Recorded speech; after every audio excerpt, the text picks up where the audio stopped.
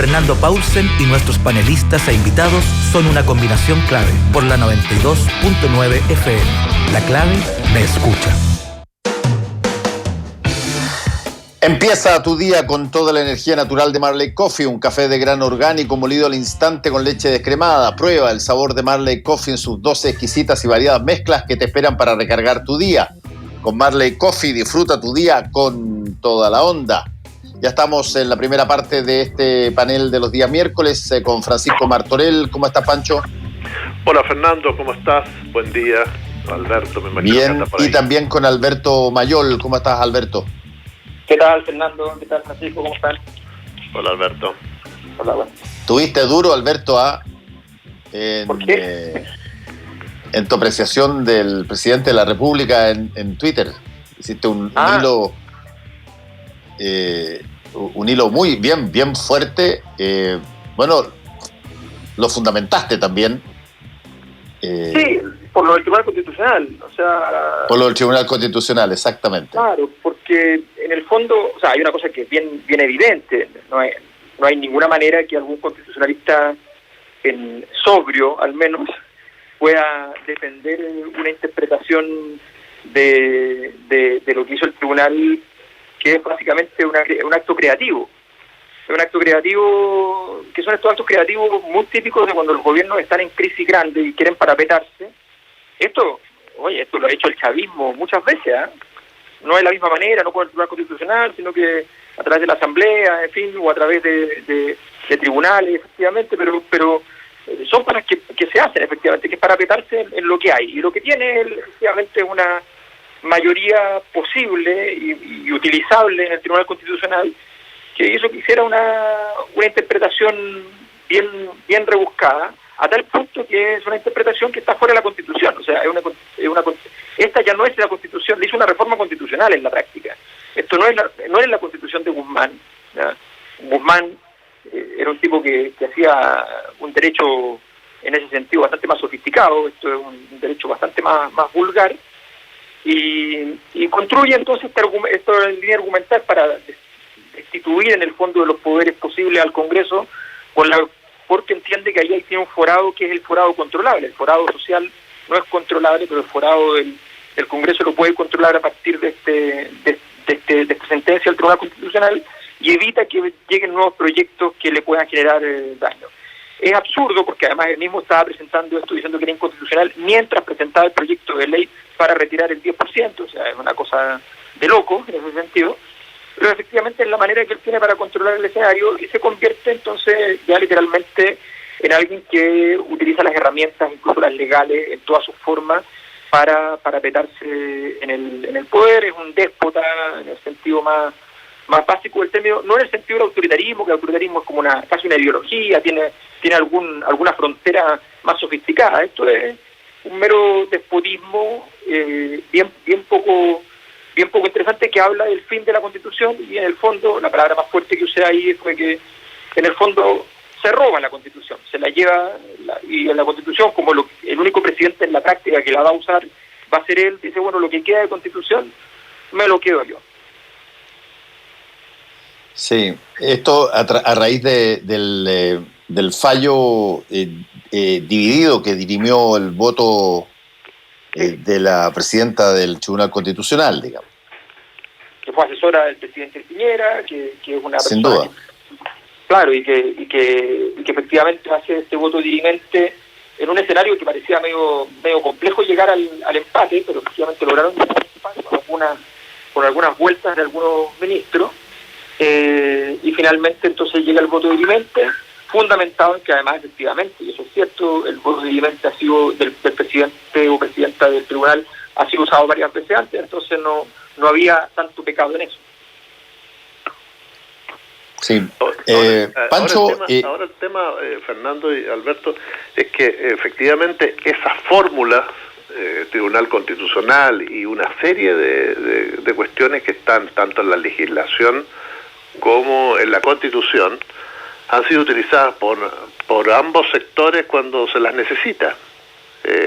Y cada uno, en la medida de lo posible, como diría Patricio Aylwin, ha ido poniendo a la gente en sintonía con lo que quiere.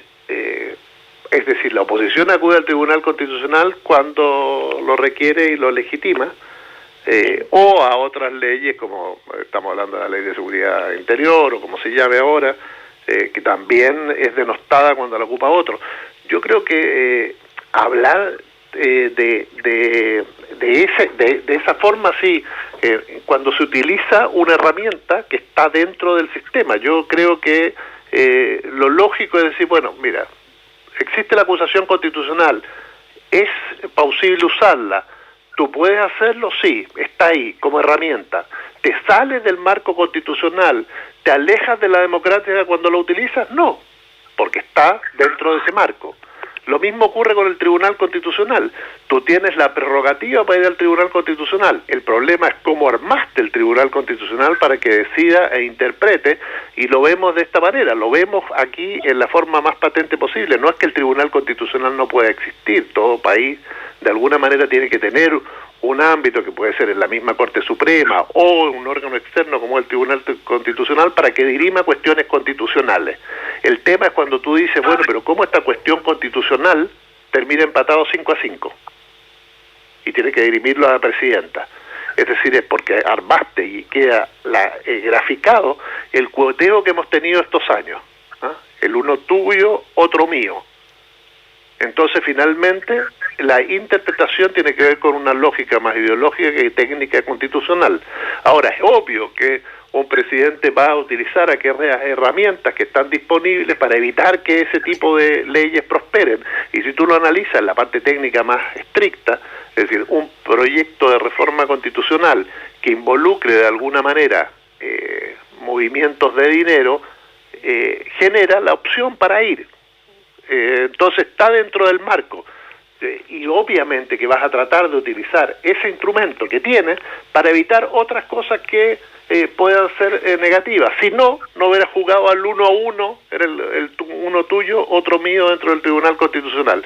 El problema es que lo legitimaron a tal modo este cueteo que finalmente estos órganos se han deslegitimado. Bueno, afortunadamente entramos en un proceso que tendría que terminar con este tipo de prácticas, pero no con este tipo de elementos, porque es fundamental que tengamos a alguien que dirima qué es constitucional o qué no, si no una mayoría te cambia, una mayoría mínima te va cambiando, o una posición dentro incluso de la Corte de Apelación o la Corte Suprema te va cambiando o aplicando de distintas formas la Constitución de acuerdo a los intereses, a las mayorías, a las presiones económicas, a las presiones sociales, a las manifestaciones públicas, etcétera. Entonces creo que todo eso es parte del mecanismo.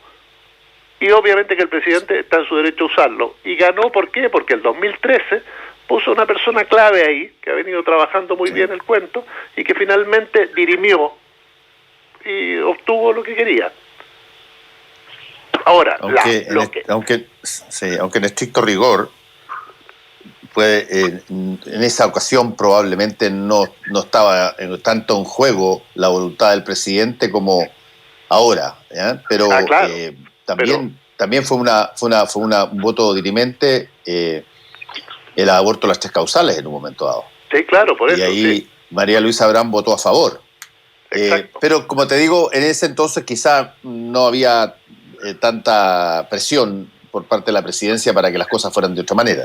Ahora, yo creo, Fernando, que al presidente las cosas valóricas, como se le llaman, le interesan un poquito menos que las cosas valóricas. A eso me refiero. No había tanta presión como ahora. Eso me refiero. No había tanta presión como ahora sobre algo que involucra, entre otras cosas, dinero colocado en la AFP. Exacto. Claro, lo que pasa es que yo insisto en el punto de lo que importa el texto constitucional. O sea, efectivamente, cuando uno va a Corte de Apelaciones, cuando uno va a Corte Suprema, hay un cierto espacio, ¿ya?, de creatividad, de interpretación más amplio, porque se entiende que justamente lo que se está buscando es resguardar ciertos derechos. Entonces, por ejemplo, efectivamente hay cierto tipo de fallos que son habituales en la Corte de Apelaciones y que habitualmente se revierten en la Corte Suprema porque tienen una distinta interpretación un lado y en el otro. Pero en el tema del Tribunal Constitucional hay una cosa que da a usted el grado de complejidad, y es que en general la interpretación de la Constitución no suele defender a las personas, sino que más bien las oprime. Es decir, el ámbito interpretativo que tiene en la Corte de Apelaciones o en la Corte Suprema es distinto, porque ese ámbito es un ámbito donde se preocupan de que efectivamente todos tengamos, es el espíritu del derecho, todos tengamos derecho a que cualquier arbitrariedad pueda ser susceptible de ser combatida desde ahí. Pero el ámbito constitucional es distinto porque es mucho más importante la norma expresa, la norma explícita, porque evidentemente la Constitución es algo que utiliza más el poder, por lo tanto no se cumple el principio de que en el fondo tiene que haber un esfuerzo por producir un criterio de igualdad de poder y de proteger también de la acción estatal. En ese sentido tiene que ser más claro cualquier interpretación que se haga. Por eso es cierto que la herramienta del Tribunal Constitucional es institucional, es legal, pero que el Tribunal Constitucional vaya y diga cualquier cosa, el documento que presenta el gobierno ya es un documento polémico en sí mismo, parte diciendo rápidamente de que está preocupado del parlamentarismo, menciona la idea de parlamentarismo de facto, o sea, plantea un problema político dentro del Tribunal Constitucional, es así de explícito. Entonces, esperemos que cuando se entregue la sentencia del tribunal venga explicitado que hay cosas que el documento del gobierno de contradictorio con su propia realidad, insisto con eso, además, o sea, un proyecto que dice que es inconstitucional lo que acaba de presentar el mismo gobierno para prevenir no tener que hacerlo después, o sea, una cosa delirante. Bueno, en medio de eso, ya resulta que nos encontramos con una situación que a mi juicio sí tiene una gracia interesante, me parece muy creativo, porque no es usual, y muy usado, que son características, y por qué no decirlo, virtudes de Piñera, que es muy osado en términos de ir y a través de la interpretación de la Constitución entonces generar una condición de un pequeño muro de Berlín para evitar que se caiga lo que está defendiendo. Y lo que está defendiendo Piñera efectivamente no son las arcas fiscales, está defendiendo el modelo, esa es su gran defensa. Sí, ahora ahí va a haber una discusión probablemente bastante intensa en la Convención Constitucional sobre el Tribunal Constitucional, sin duda uno de los órganos que me imagino va a ser conversado, discutido, y bueno, estos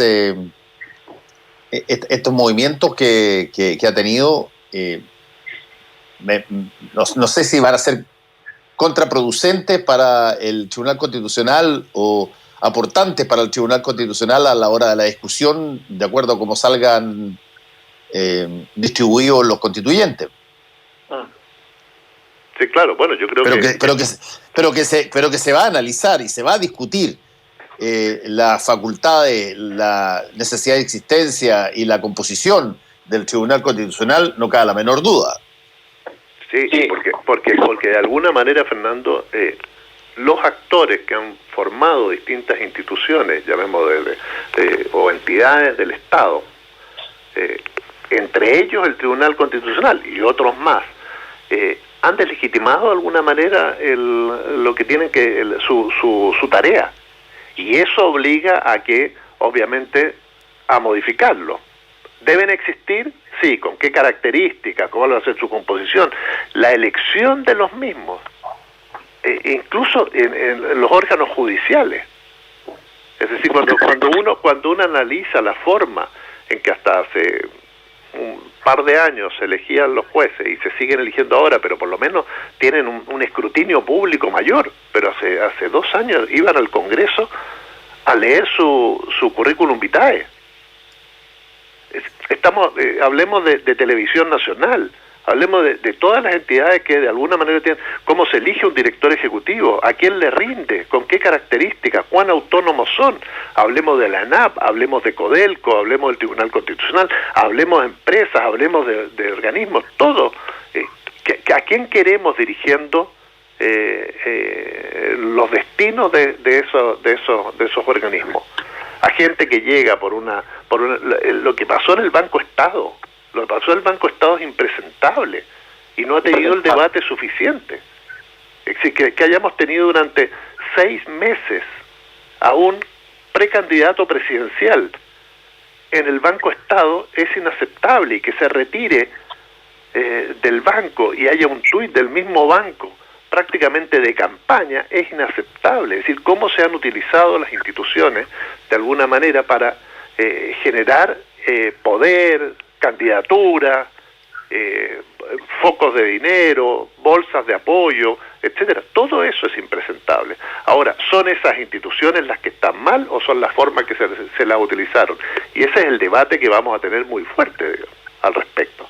De alguna manera generar las condiciones para que las personas que lleguen a estas empresas, a estos órganos, sean no solo los mejores, los más calificados técnicamente, sino los que no las quieran utilizar como plataforma política. Y aquí es fundamental que se entienda, es decir, uno ve cómo nombran a un senador, a un embajador o a un miembro de la Corte Suprema en cualquier país, mencionemos a Estados Unidos. Es decir, el debate que hay, que cruza la sociedad, las explicaciones que tiene que dar, la forma en que tiene que expresarse, la manera en que va a desarrollar su tarea. Bueno, eso es lo que queremos. A mí me gustaría que la gente de Televisión Nacional, cuando asume un cargo tan fundamental como director ejecutivo, que explique y que de cara al país dé un programa, unas características, la forma en que va a actuar, y recién ahí se vote en un órgano independiente que puede ser el Senado para que llegue al cargo. Pero bueno, todo eso es lo que tenemos que plantear, porque efectivamente lo que ha pasado en los últimos meses es una utilización extrema, o en los últimos años, no le echemos la culpa solo a este gobierno, es una utilización extrema de plataformas para mejorar situaciones políticas. Ahora, convengamos una cosa, que estamos también en territorio de las redes sociales, en territorio de la conversión casi mecánica o automática de una cuenta en Twitter o en Instagram en medio de comunicación, y por eso que simultáneamente a todo lo que tú describiste de Sichel en el Banco Estado, simultáneamente a ese Twitter bien baboso, llamémoslo así, en favor de el expresidente del Banco Estado, aparece una carta del sindicato del Banco Estado, claro, muy crítico a Sichel, cosas que se dan hoy día cotidianamente, y donde es mucho más fácil ver y revisar las distintas posiciones que hay al interior de una institución, y no quedarse solamente con lo que podríamos llamar las relaciones públicas oficiales, digamos. No, claro, sí, la reacción que existe en las redes sociales es importante, pero igual estuviste 6 meses ahí. Claro, pero fíjate que además hay una cosa que pasó con lo del Sichel que me parece súper interesante, y es que cualquier otra despedida de presidentes anteriores, discutible o no lo que hace las redes sociales, todo lo que uno quiera, pero al menos es una tradición en el Banco Estado que todos los presidentes anteriores han tenido algo que mostrar, que la cuenta RUT, que la caja vecina, siempre hay alguna innovación, que microempresas, que siempre hay alguna innovación que mostrar, que ha sido importante. El Banco del Estado, uno de los bancos más importantes en el mundo en términos de su esfuerzo de inclusión financiera, con muchos defectos, habrá que decir, pero es uno de los ejemplos estudiados a nivel global. Ahora, dicho eso, ¿cuál es el problema? El problema es que Sichel no tiene nada que mostrar respecto al banco, nada, porque efectivamente no solo estuvo poco tiempo, sino que además cuando le pasó algo, lo único que tiene para mostrar es un accidente espantoso en el cual le hackean el banco, no le hackearon las cuentas, le hackean el banco. El banco queda sin funcionamiento por primera vez en muchísimo tiempo, y por varios días en varias de las funciones. O sea, lo único que tiene para mostrar es una catástrofe.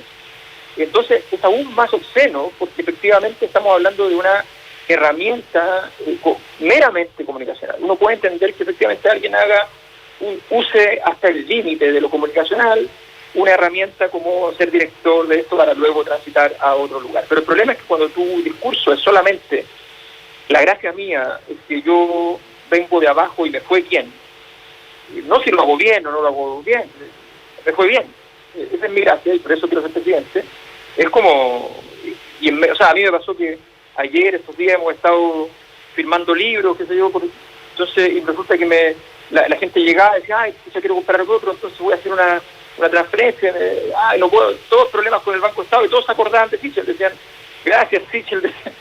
Entonces, era porque ha funcionado pésimo el banco. Entonces, eso es un carácter ya que agrava todavía más la falta de carácter impúdico de los... Sí, déjame señalar que, y me lo mandó Nelson Lobos esto, que ya Contralorito, o sea, la Contraloría, pero que en su versión Twitter generó una comunicación al respecto. Dice, Banco Estado, recordamos, deben respetarse los dictámenes de Contraloría sobre uso de redes sociales institucionales y no usarse para fines particulares o políticos. Esto a raíz de el endoso que hizo a Sichel inmediatamente después de su renuncia.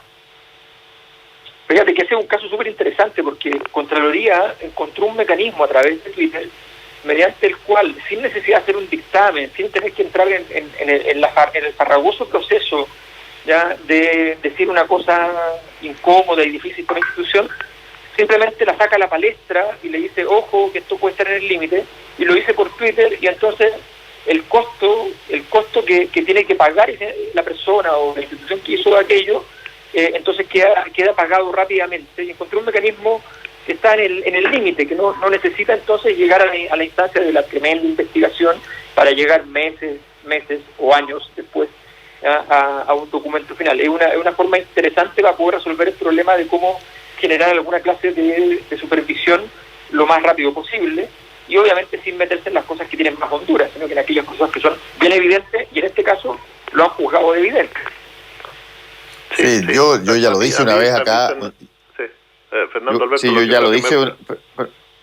Perdona, yo ya lo dije una vez acá, que me parecía desde el punto de vista de la iniciativa comunicacional institucional, el concepto de Contralorito y esta cercanía que se genera con la labor de Contraloría, que históricamente fue básicamente un señor de traje negro con corbata oscura, que era muy anciano y que nadie conocía bien y que no se sabía qué hacía.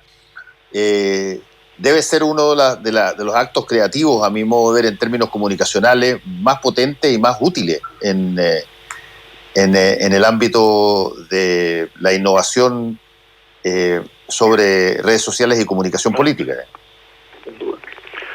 Sí, pero yo a lo que voy es que el tuit final, ella demuestra una falta de pudor enorme, pero los meses anteriores, ¿quién analiza? ¿Quién hoy investiga todo lo que se hizo? Desde las apariciones públicas, en algunos casos que no tenía sentido que fuera el presidente del banco, para la utilización de una campaña, o incluso los viajes, las características, todo eso, toda la gestión. Finalmente podemos terminar con el asunto de las redes sociales, pero ¿qué pasó en esos 6 meses? ¿Cuántos viajes o relaciones o formas de la presidencia del Banco Estado fueron utilizadas para la campaña presidencial o la pre-campaña presidencial de Sichel? ¿Cómo se investiga eso? Ese es un tema muy relevante. Es decir, generar en este tipo de acciones, cuando el presidente supuestamente llama a desborde, como se ha planteado, y de alguna manera le dice que debe salir porque no puede ser ministro de Defensa. Bueno, ese tipo de cuestiones que están ocurriendo normalmente en la actividad política chilena. Yo entiendo, Alberto, cuando dices que la figuración política a través de un cargo es legítima. Sí, de determinados cargos, determinadas características, pero hay un límite, no solo marcado por el pudor, sino que marcado por cuánto utilizaste esa estructura financiada por todos los chilenos para tu beneficio personal. Y eso es, si tú lo llevas a metálico, puede ser muy preocupante, porque son recursos utilizados en lo personal para el beneficio político personal. Y ahí creo que la Contraloría tendría algo que hacer, es decir, hay una gestión de 6 meses que creo que debiera ser investigada y que culmina con ese tuit. Sí. No estoy de acuerdo. Bueno, pero para los efectos prácticos, Sichel, al igual que Mario Desbordes y probablemente varios de los que ya estaban en carrera, Joaquín Lavín, Evelyn Matei y probablemente varios más, todavía va a formar parte de esta enorme cantidad de precandidatos que se han surgido. Yo dificulto que a 1 año y medio de las elecciones presidenciales se hayan visto la cantidad de precandidatos en todo el lado del espectro que estamos viendo hoy día. Sí, impresionante. Algunos van para primarias de partido, otros van para directamente, pero estamos hablando de... Lo que pasa, Fernando, que cuando tú tienes una elección o una manifestación pública que se da a través de las pocas encuestas que conocemos y sin pensar que ellas están muy bien hechas, y esa dispersión de la preferencia ciudadana suma 6, 7%, es decir, hoy día cualquiera en rigor puede ser candidato. Tú mañana mismo puedes decir que eres candidato y en una de esas te miden en la próxima encuesta y sacas el más porcentaje de muchos los que llevan en campaña. El 90% y me cagan, ¿viste? Te voy a tener que hacer... ¿Ah? No, para nada. No, por eso. Pero totalmente. Te digo, es decir, es tan poco, 2%. Hay candidatos que aparecen todos los días en la televisión y que aparecen en las encuestas con el 1, el 2, el 2 y el 3%. Entonces, cualquiera puede ser candidato si generas una acción comunicacional importante. Y está abierto para que durante todo el verano tengamos un festival de candidatos. Sí, o sea, festival de Viña no habrá, pero festival de candidatos va a ser una... O sea, ya es una locura y va a ser todavía más.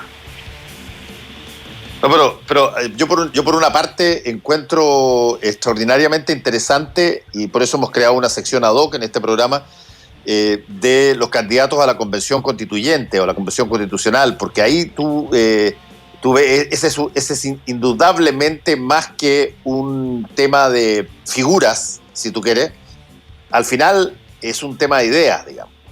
Pero en la política profesional clásica, cuando a ti te faltan las ideas, de pronto la empatía, el look, la trayectoria te sustituye eso con un personaje, hombre o mujer, que aglutina mucha gente, digamos.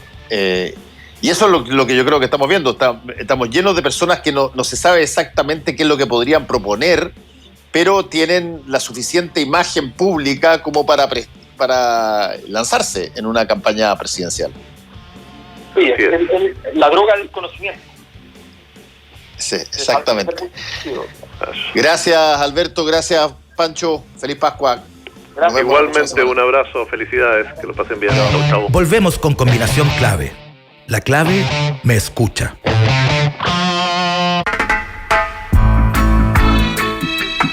Nos alejamos de lo orgánico y natural y eso nos preocupa.